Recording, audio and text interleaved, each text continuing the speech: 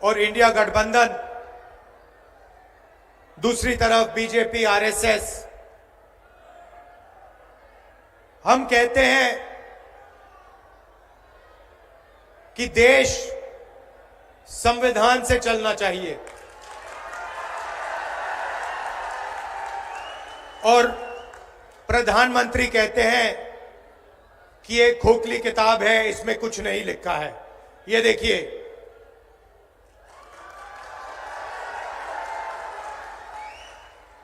ये किताब खोखली सिर्फ आरएसएस के कार्यकर्ताओं के लिए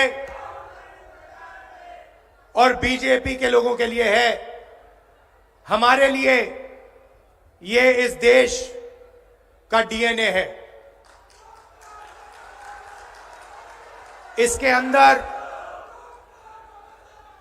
अंबेडकर जी की, फूले जी की, शिवाजी महाराज जी की,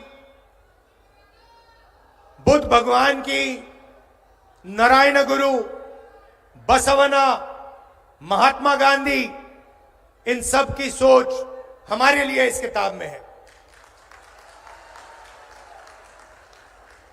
और ये हमारे लिए एक नई किताब नहीं है, ये हमारे लिए हजारों साल पुरानी सोच है। और जो इसमें लिखा है उसी के लिए हजारों साल से हिंदुस्तान में लोग लड़ रहे हैं, मर रहे हैं।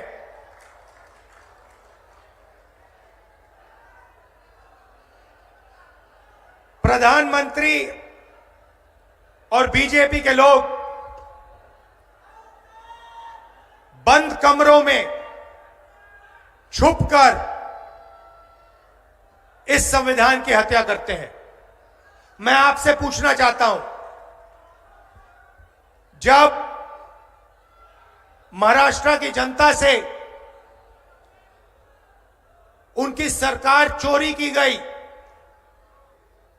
जिस मीटिंग में अदानी जी बैठे थे, अमित शाह जी बैठे थे, जो सरकार चोरी करने की मीटिंग थी, जिस मीटिंग में निर्णय लिया गया था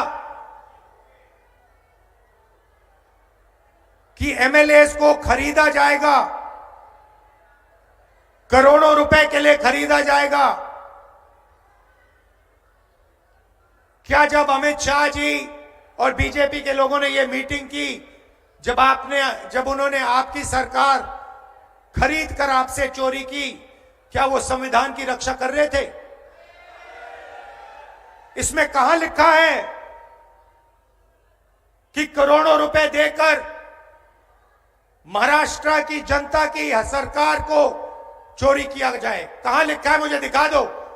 संविधान में कहां लिखा है कि सरकार को चोरी करना चाहिए? और आज महाराष्ट्र में हर एक व्यक्ति को मालूम है वो सरकार क्यों चोरी की गई थी। वो सरकार धारावी के कारण चोरी की गई थी, क्योंकि बीजेपी के लोग, नरेंद्र मोदी, अमित शाह, धारावी की जमीन, महाराष्ट्र के गरीब लोगों की जमीन, 1 लाख करोड़ रुपए की जमीन अपने मित्र गौतम अदानी को देना चाहते थे। इसीलिए महाराष्ट्र की सरकार आपके हाथों से चोरी की गई है। और यह पूरा महाराष्ट्र जानता है, पूरा महाराष्ट्र जानता है। आंखों के सामने करोड़ों रुपए देकर, एमएलए खरीदकर आपकी सरकार आपसे छीनी गई, चोरी की गई। और प्रधानमंत्री ने, अमित शाह जी ने, पूरा देश जानता है कि इन्होंने ये काम करवाया है। पैसे अगर दिए गए हैं तो वो आसमान से नहीं गिरे, हिंदुस्तान में 40-50 करोड़ रुपए कोई ऐसे फ्री में नहीं देता है। आपने कभी देखा है कि फ्री में कोई 40 करोड़ रुपए 50 करोड़ रुपए किसी को दे रहा है? नहीं, सौदा हुआ था, धारावी की जमीन का सौदा हुआ है। इसीलिए एमएलएस को करोड़ों रुपए दिए गए। कहां से आए, किसने ऑर्डर दिया, पूरा देश जानता है, बोलने की भी जरूरत नहीं है। पूरा देश जानता है कि जिस पैसे से एमएलए खरीदे गए उसको बांटने का ऑर्डर किसने दिया। महाराष्ट्र का 6 साल का बच्चा जानता है। और फिर प्रधानमंत्री आते हैं और कहते हैं कि राहुल गांधी रिजर्वेशन के खिलाफ है। मेरी बहन मुझे बता रही थी कि उन्होंने मोदी जी का भाषण सुना और उस भाषण में उन्होंने, मेरी बहन ने मुझे कहा कि जो हम बोलते हैं वही मोदी जी आजकल बोल रहे हैं। पता नहीं, शायद मेमोरी लॉस हो गया है।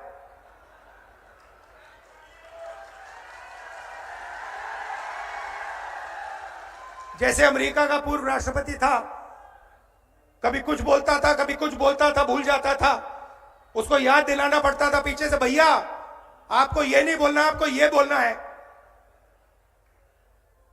वहां पे यूक्रेन का राष्ट्रपति आया और अमेरिका के राष्ट्रपति ने कहा कि भैया रूस के राष्ट्रपति पुतिन आए हैं। उनके पीछे लोग आए, कहे नहीं नहीं नहीं भैया रूस के नहीं है, यूक्रेन के हैं।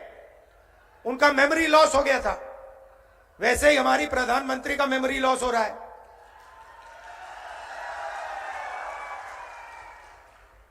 पता नहीं, शायद अगली मीटिंग में आपके पास आएंगे, कहेंगे भैया महाराष्ट्र की सरकार सोयाबीन के लिए 7,000 रुपए देती है प्रति क्विंटल। मैंने कहा कि बीजेपी कॉन्स्टिट्यूशन पे आक्रमण कर रही है, वो कहते हैं कांग्रेस पार्टी संविधान पर आक्रमण कर रही है। हर भाषण में मैं कह रहा हूं, मैं इसको लेके खड़ा हो रहा हूं, कह रहा हूं कि भाई इस पर बीजेपी आक्रमण कर रही है। 1 साल से मैं बोल रहा हूं, मोदी जी को पता लगा कि लोगों को गुस्सा आ रहा है, तो मोदी जी कह रहे हैं, राहुल गांधी कह रहा है कि राहुल गांधी संविधान पर आक्रमण कर रहा है। मैं हर मीटिंग में कहता हूं कि 50% की रिजर्वेशन की जो दीवार है उसको हम तोड़ के परे कर देंगे। लोकसभा में मैंने नरेंद्र मोदी जी के सामने बोला कि 50% की जो रिजर्वेशन की दीवार बना रखी है, जिसको आप नहीं तोड़ना चाह रहे हो, उसको हम लोकसभा में तोड़ के दिखाएंगे। उनके सामने मैंने बोला, मेमोरी लॉस हो गई। मोदी जी कहते हैं राहुल गांधी रिजर्वेशन के खिलाफ है। राहुल गांधी, उनके सामने मैंने बोला कि मैं 50% की जो दीवार है उसे तोड़ने वाला हूं। कांग्रेस पार्टी, इंडिया गठबंधन उस दीवार को तोड़ेगी। और मोदी जी का मेमोरी लॉस हो गया, कहते हैं राहुल गांधी तो रिजर्वेशन के खिलाफ है। अगली मीटिंग में कहेंगे कि राहुल गांधी जाति जनगणना के खिलाफ है। मैंने उनके सामने बोला, मोदी जी जाति जनगणना कराइए, देश को पता लगना चाहिए कितने दलित हैं, कितने आदिवासी हैं, कितने पिछड़े वर्ग के लोग हैं। देश को पता लगना चाहिए कि इनकी भागीदारी कितनी है। आबादी, आप समझो, आप ताली बजा रहे हो मगर बात समझो। मैं 1 साल से हर भाषण में यह कह रहा हूं, मीडिया वाले दिखाते नहीं है, ये उनके हैं।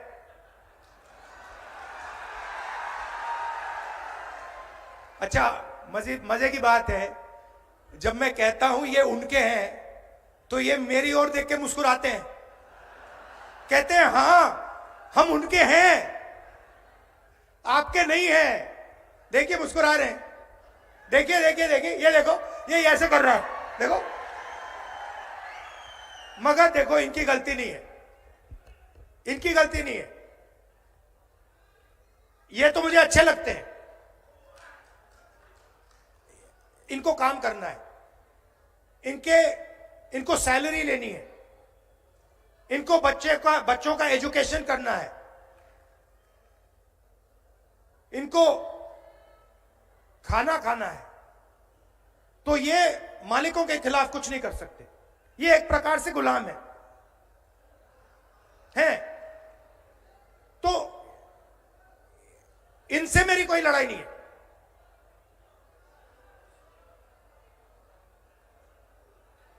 मगर ये हमारी बात कभी नहीं दिखाएंगे। 24 घंटा मोदी जी का चेहरा दिखाएंगे, हमारा भाषण कभी नहीं दिखाए। जैसे अभी मैंने बोला नरेंद्र मोदी जी का मेमोरी लॉस हो गया, ये कभी नहीं बताएंगे, सवाल नहीं उठता। आप देखना, आज शाम को टीवी देखना, कहेंगे मोदी जी की मेमोरी तो बड़ी जबरदस्त है, वो एक बार कुछ सुन लेते हैं तो 70 साल के लिए वो उसको भूलते नहीं है।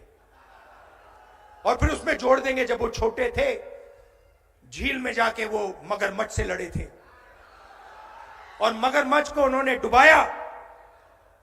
मगर जब गंगा जी में जाते हैं तो लगता है कि तैरना नहीं जानते हैं। तो मेरा कहना है कि लड़ाई संविधान की है। अंबेडकर जी की सोच, गांधी जी की सोच, बुद्ध भगवान की सोच, फूले जी की सोच, उसकी हम रक्षा कर रहे हैं। जब हम कहते हैं कि जाति जनगणना होना चाहिए, मैं आपसे पूछता हूं, क्या अंबेडकर जी जाति जनगणना के साथ होते या खिलाफ होते? साथ होते ना। फूले जी साथ होते खिलाफ होते? बुद्ध भगवान साथ होते खिलाफ होते? नारायण गुरु, बसवना, महात्मा गांधी साथ होते खिलाफ होते? नरेंद्र मोदी खिलाफ है। नरेंद्र मोदी जाति जनगणना के खिलाफ है, क्योंकि अगर खिलाफ नहीं होता तो 5 साल 7 साल पहले वो उसको करवा देता। मगर नरेंद्र मोदी नहीं करवाना चाहता है, और आज मैं आपको ये बताने आया हूं क्यों। आपकी आबादी, पिछड़ों की आबादी 50% है कम से कम, दलित 15, आदिवासी 8, माइनॉरिटी 15, जोड़ दो तो 90% हो जाता है। और 90% आपकी आबादी है। जीएसटी आप देते हो। ये जो हमारी बहनें हैं, जब आप साड़ी खरीदते हो तो आप 18% जीएसटी अपने जेब से देती हो। जब आप कुछ भी खरीदते हो उसमें ऑटोमेटिकली जीएसटी लग जाता है। अगर आपने अपनी बेटी के लिए एक साड़ी खरीदी, आप 18% जीएसटी देती हो। अगर वही साड़ी अरबपति अदानी ने खरीदी तो वो भी 18% जीएसटी देगा, वो 19% नहीं देगा। जितनी आप देते हो उतनी वो देता है। और ये सारी की सारी जीएसटी इकट्ठा होती है, दिल्ली जाती है, और वहां पे बजट का निर्णय लिया जाता है। आपने देखा होगा सीतारमन जी सूटकेस लेके आती हैं पार्लियामेंट हाउस में, देखा ना आपने। महाराष्ट्र में दूसरा सूटकेस लेके आते हैं एमएलए वाला, वहां पे छोटा सा सूटकेस होता है, यहां पे बहुत बड़ा होता है। छोटा सा सूटकेस लेके जाती हैं और बजट पेश करती हैं। तो मैंने पता लगाया कि ये जो बजट है आपके जीएसटी का बजट, इसको कौन बनाता है? पता लगा कि 90 अफसर इस बजट को बनाते हैं। 90 अफसर सारे के सारे फाइनेंशियल निर्णय लेते हैं। महाराष्ट्र में कितना पैसा आएगा, सड़कों में कितना जाएगा, रेलवेज में कितना जाएगा, अग्निवीर होगा या नहीं होगा, सारे के सारे निर्णय 90 ब्यूरोक्रेट लेते हैं, आईएएस अफसर हैं। मैंने उनकी लिस्ट निकाली और मैंने कहा पता लगाते हैं कि 90 में से दलित कितने, आदिवासी कितने, पिछड़े वर्ग के कितने, और यह भी पता लगाते हैं कि जब धन बढ़ता है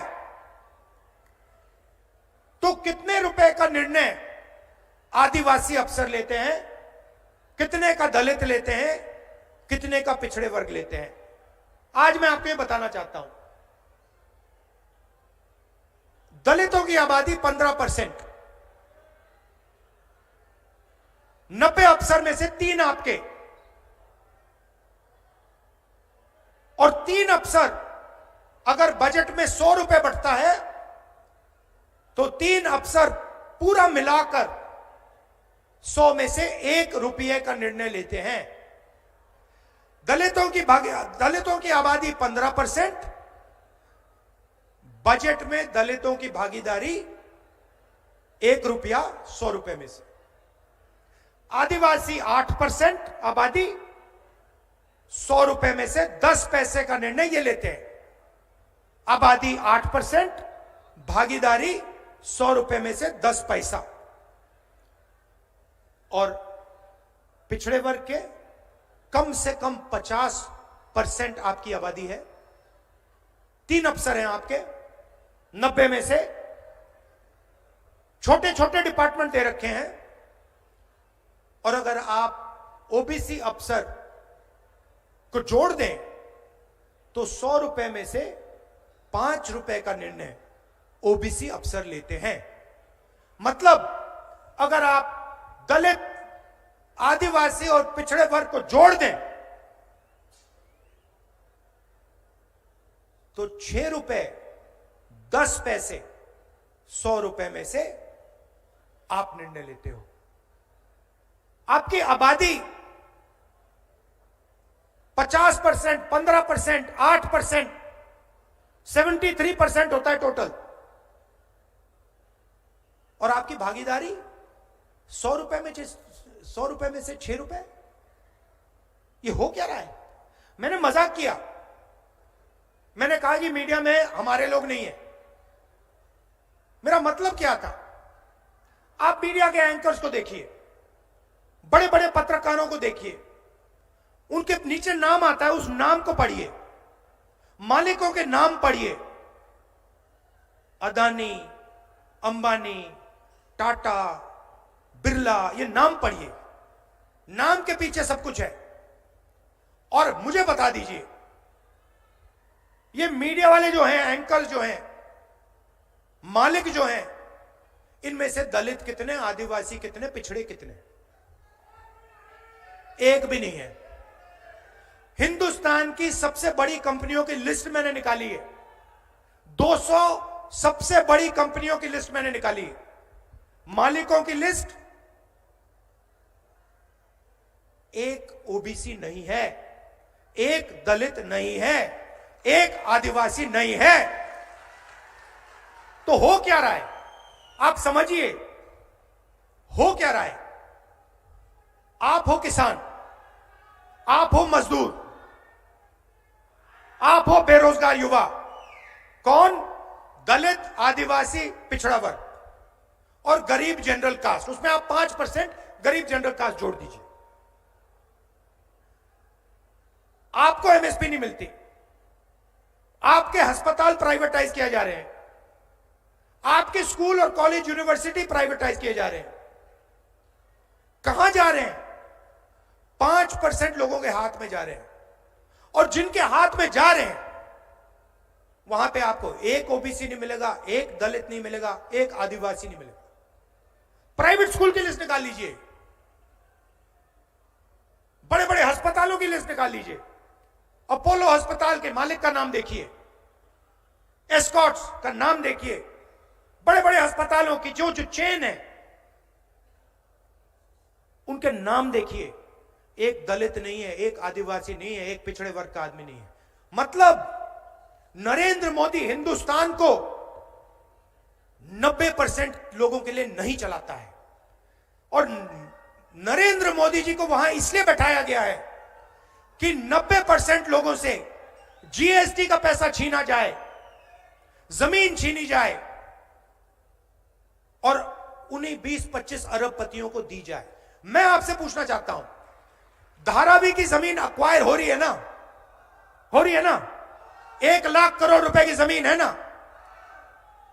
गरीब लोग है ना? मैं आपसे पूछना चाहता हूं, कोलाबा की जमीन क्यों नहीं एक्वायर होती? जहां अमीर लोग बैठे हैं वो जमीन क्यों नहीं एक्वायर हो रही है? क्योंकि वहां ना दलित है, ना आदिवासी है, ना पिछड़ा है, इसीलिए वो जमीन एक्वायर नहीं हो रही है। जहां भी आपको दलित, आदिवासी और पिछड़े लोग मिलेंगे वहां जमीन एक्वायर होगी। हम जमीन अधिग्रहण बिल इसलिए लाए आपको बचाने के लिए। ये सारे के सारे मीडिया वाले मेरे पर अटैक करने शुरू कर दिए उस दिन। जिस दिन, मैं आपको बता रहा हूं, जिस दिन मैं भट्टा परसोल पहुंचा उस दिन से मीडिया वाले मेरे पीछे पड़ गए। जिस दिन मैंने जमीन अधिग्रहण की बात की उस दिन ये मेरे पीछे पड़ गए। कौन? अदानी के लोग, अंबानी के लोग। मेरी छवि बिगाड़ने की कोशिश की, हजारों मतलब करोड़ों रुपए लगा दिए कि राहुल गांधी को बदनाम करो। क्यों? क्योंकि मैं आपकी जमीन की रक्षा करता हूं। और मैं कहता हूं कि अगर धारावी की जमीन अदानी को दी जाएगी, अगर लाखों करोड़ रुपए उसके हवाला किया जाएगा, उसको दिया जाएगा, तो फिर हजारों करोड़ रुपए हमारे किसानों की जेब में भी जाना चाहिए। हम इस बात को मानने के लिए तैयार नहीं है कि सोयाबीन का किसान मर जाए, भूखा मर जाए, और उधर 25 अरबपतियों का 16 लाख करोड़ रुपया कर्जा माफ हो। हम इस बात को मानने को तैयार नहीं है, हम ये होने नहीं देंगे। इसीलिए पूरी की पूरी मीडिया इंडिया गठबंधन के खिलाफ खड़ी है। इसीलिए 24 घंटा नरेंद्र मोदी का चेहरा दिखता है। भाई और बहनों, आपकी जमीन इनको चाहिए, आपका जल इनको चाहिए, आपका जंगल इनको चाहिए, ये आपसे सब लेना चाहते हैं। हिंदुस्तान के 25 अरबपति हैं, 16 लाख करोड़ रुपया उनका कर्जा माफ किया है। हमने हिंदुस्तान के हर किसान का कर्जा माफ किया था। 70,000 करोड़ रुपए लगे थे, 70,000 करोड़ रुपए लगे थे। इन्होंने अरबपतियों का 16 लाख करोड़ रुपया माफ किया है। 1 लाख करोड़ रुपए अदानी को धारावी में देने जा रहे हैं। ये सोचते हैं बड़ी आसानी से होगा, इतनी आसानी से नहीं होने वाला। राहुल गांधी खड़ा हुआ है यहां पे। तो यही सवाल है, कॉन्स्टिट्यूशन में कहीं नहीं लिखा है कि दलितों की, पिछड़ों की, मजदूरों की, गरीबों की जमीन छीनकर 25 अरबपतियों को दिया जाएगा। कहीं नहीं लिखा है। मुझे दिखा दो, मुझे दिखा दो या कहां लिखा है इस किताब में कि अरबपतियों का 16 लाख करोड़ रुपए माफ होना चाहिए। कहां लिखा है कि धारावी की जमीन छीनी जानी चाहिए और जो वहां मजदूर रहते हैं, गरीब रहते हैं, उनको उठा के बाहर फेंक देना चाहिए? कहां लिखा है इस किताब में? कहीं नहीं लिखा है। क्योंकि यह किताब शिवाजी महाराज की किताब है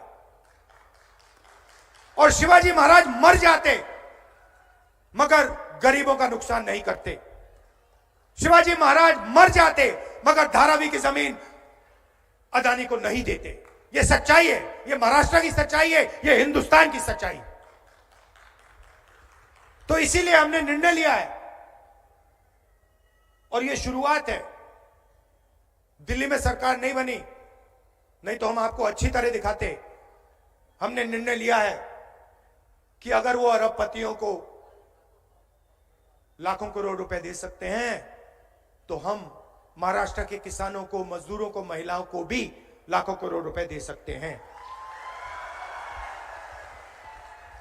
यहां महिलाएं आई हैं, हमारी सरकार यहां चुनकर आएगी।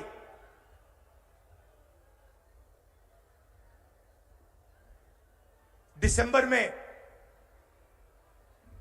आप सुबह जगेंगी और कहेंगी कि चलो देखते हैं बैंक अकाउंट में कितना पैसा है, और आपको पता लगेगा कि इंडिया गठबंधन की महाराष्ट्र की सरकार ने महीने का 3,000 रुपए आपके बैंक अकाउंट में डाल दिया है। आप अपने बच्चों से जाके कहेंगी 3,000 रुपए हमारे बैंक अकाउंट में इस महीने के लिए आएगा और आपके बच्चे आपसे कहेंगे मम्मी अगले महीने भी 3,000 रुपए हमारे बैंक अकाउंट में आएगा, उसके बाद भी आएगा, उसके बाद आएगा, हर महीने पहली तारीख 3,000 रुपए हमारे बैंक अकाउंट में, हमारे गरीब परिवार के बैंक अकाउंट में इंडिया गठबंधन की सरकार डालेगी। जैसे नरेंद्र मोदी जी अदानी जी के बैंक अकाउंट में पैसा डालते हैं, 1 अरबपति के बैंक अकाउंट में डालते हैं, वैसे ही हम हजारों लाखों महाराष्ट्र की महिलाओं के बैंक अकाउंट में पैसा डालने जा रहे हैं। और फिर उसके बाद आप अपने पति से कहेंगी मैं मार्केट जा रही हूं, मोदी जी ने महंगाई बढ़ा दी है, शॉपिंग करने जा रही हूं। आप बस स्टैंड में जाएंगी, बस में घुसेंगी और बस कंडक्टर आपको कहेगा आप महाराष्ट्र की महिला हैं, आप महाराष्ट्र के भविष्य की देखभाल करती हो, बस का टिकट फ्री है, आपको 1 रुपया नहीं देना पड़ेगा। महाराष्ट्र में जितना आप घूमना चाहती हैं, बस में जहां भी आप जाना चाहती हैं, आप फ्री में जाएंगे। और फिर क्या होगा? फिर महाराष्ट्र के किसान कहेंगे राहुल जी आपने महिलाओं के बैंक अकाउंट में 3,000 रुपए डाल दिए, उनकी बस टिकट फ्री कर दी, हम बस में जाते हैं, कंडक्टर हमसे पैसा मांगता है, आपने ये क्या कर दिया? तो फिर हम महाराष्ट्र के किसान से कहेंगे कि घबराइए मत, 3 लाख रुपए तक का कर्जा आपका महाराष्ट्र की सरकार माफ करेगी। फिर सोयाबीन के किसान हमें कहेंगे कि राहुल जी पिछली सरकार में हमें सोयाबीन के लिए, मनमोहन सिंह जी की सरकार में हमें सोयाबीन के लिए सही पैसा मिलता था, ये अदानी वाली सरकार है, ये हमें सही दाम नहीं देती सोयाबीन के लिए। और हम आपसे कहेंगे घबराइए मत, महाराष्ट्र में फिर से कांग्रेस पार्टी की सरकार आ गई है, सोयाबीन के लिए आपको 7,000 रुपए प्रति क्विंटल मिलेगा। और प्याज के जो किसान हैं उनसे हम कहेंगे देखिए हमने देखा है कि प्याज के दाम ऊपर नीचे जाते रहते हैं, आपका नुकसान होता है, तो हम आपके लिए एक महाराष्ट्र सरकार में प्याज के दाम को मैनेज करने के लिए एक फेयर प्राइस कमेटी बैठाएंगे जो आपके प्याज के दाम को कंट्रोल करेगी। और कपास के किसानों को ये दिखाना जरा भैया,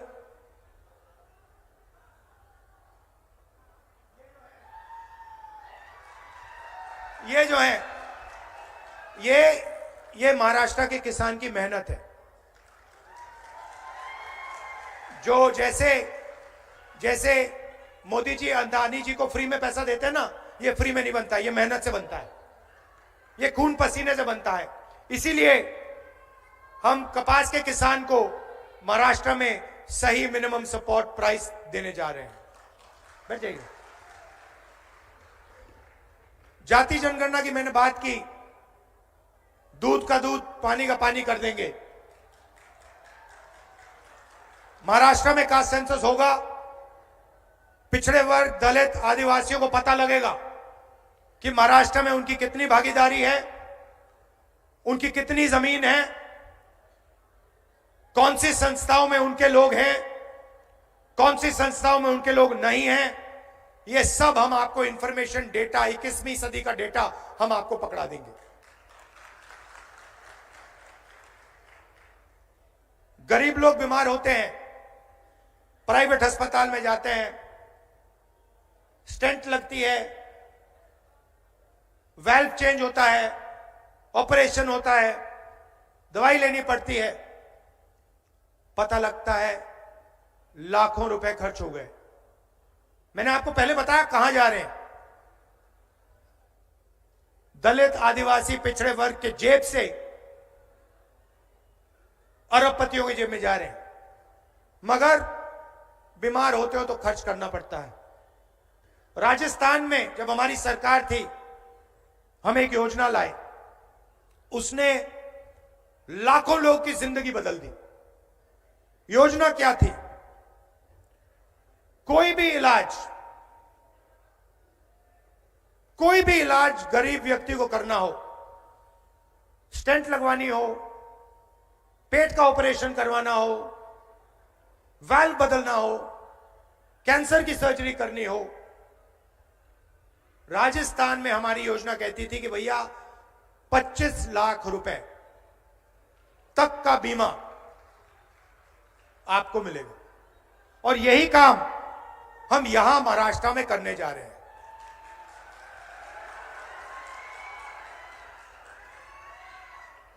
इस भीड़ में कोई भी बीमार हो, और अभी होंगे लोग जिनको ऑपरेशन करवाना हो, हाई बीपी हो, स्टेंट की जरूरत हो, फ्रैक्चर हो जाए, सर्जरी करनी हो, आप सब लोगों को, महाराष्ट्र में सब लोगों को बता रहा हूं, हमारी सरकार आएगी, आप प्राइवेट अस्पताल में जाओगे और वहां 25 लाख रुपए की सर्जरी, 25 लाख रुपए तक की सर्जरी आप फ्री में करवाओगे। महाराष्ट्र की सरकार 25 लाख रुपए का बीमा आपको देगी। ये हमने राजस्थान में किया है, बड़ा सक्सेसफुल स्कीम था, बहुत फायदेमंद स्कीम था, वही हम यहां महाराष्ट्र में आपके लिए करने जा रहे हैं। यह मैं आपसे कहना चाहता था। हम रक्षा इसकी करते हैं, हम रिजर्वेशन को 50% से ज्यादा बढ़ाएंगे, हम जाति जनगणना करेंगे, और हमारा लक्ष्य है कि गरीब लोगों को, अगर वो अरबपतियों को पैसा देते हैं, 16 लाख करोड़ रुपए दिया, तो हम कहते हैं कि देखिए, अगर आप उनका माफ कर रहे हो, अगर आप उनकी मदद कर रहे हो, अगर आप धारावी की जमीन गरीबों से छीनकर अरबपतियों को दे रहे हो, तो फिर हम भी गरीब लोगों को, किसानों को, मजदूरों को धन दे सकते हैं, पैसा दे सकते हैं, बैंक अकाउंट पे दे सकते हैं। मेहनत आप करते हो, सड़क आप बनाते हो, इमारतें आप बनाते हो, देश को आप बनाते हो। अंबानी अदानी मजदूरी नहीं करते, खेत में काम नहीं करते। मैं देखना चाहता हूं, अदानी जी 10 दिन कपास के खेत में काम कर ले, 10 दिन कर ले, फिर देखता हूं क्या होता है। 10 दिन के बाद 6 महीने अस्पताल में लेटेगा वो। काम आप करते हो, मेहनत आप करते हो, मगर आपको कुछ नहीं मिलता। ये हम बदलना चाहते हैं। हम चाहते हैं कि न्याय हो। कॉन्स्टिट्यूशन में लिखा है समानता होनी चाहिए, एकता होनी चाहिए, भाईचारा होना चाहिए। इसीलिए मैंने कन्याकुमारी से कश्मीर 4000 किलोमीटर चले, 4000 किलोमीटर, एक ही नारा दिया, नफरत के बाजार में मोहब्बत की दुकान खोलेंगे। नफरत क्यों फैल रही है? नफरत इसलिए फैल रही है कि नरेंद्र मोदी जी ने रोजगार का सिस्टम खत्म कर दिया है। आज हिंदुस्तान के किसी भी प्रदेश में युवाओं को रोजगार नहीं मिल सकता। क्यों?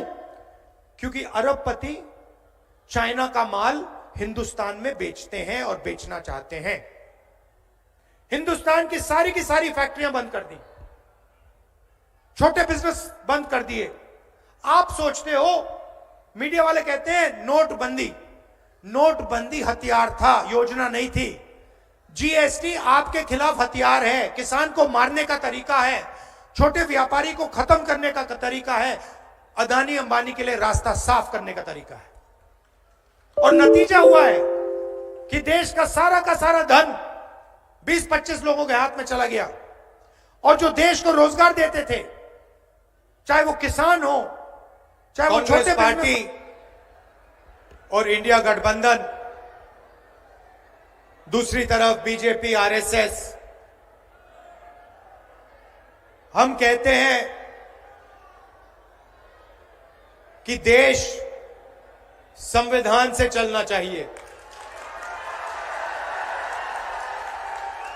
और प्रधानमंत्री कहते हैं कि ये खोखली किताब है, इसमें कुछ नहीं लिखा है।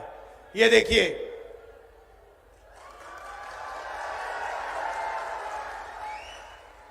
ये किताब खोखली सिर्फ आरएसएस के कार्यकर्ताओं के लिए और बीजेपी के लोगों के लिए है। हमारे लिए ये इस देश का डीएनए है। इसके अंदर अंबेडकर जी की, फूले जी की, शिवाजी महाराज जी की, बुद्ध भगवान की, नारायण गुरु, बसवना, महात्मा गांधी, इन सब की सोच हमारे लिए इस किताब में है। और ये हमारे लिए एक नई किताब नहीं है, ये हमारे लिए हजारों साल पुरानी सोच है और जो इसमें लिखा है उसी के लिए हजारों साल से हिंदुस्तान में लोग लड़ रहे हैं, मर रहे हैं।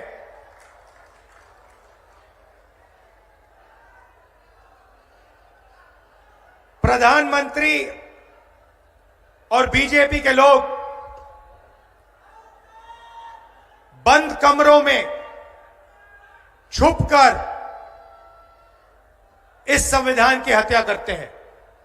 मैं आपसे पूछना चाहता हूं, जब महाराष्ट्र की जनता से उनकी सरकार चोरी की गई, जिस मीटिंग में अदानी जी बैठे थे, अमित शाह जी बैठे थे, जो सरकार चोरी करने की मीटिंग थी, जिस मीटिंग में निर्णय लिया गया था कि एमएलएस को खरीदा जाएगा, करोड़ों रुपए के लिए खरीदा जाएगा, क्या जब अमित शाह जी और बीजेपी के लोगों ने यह मीटिंग की, जब उन्होंने आपकी सरकार खरीद कर आपसे चोरी की, क्या वो संविधान की रक्षा कर रहे थे? इसमें कहां लिखा है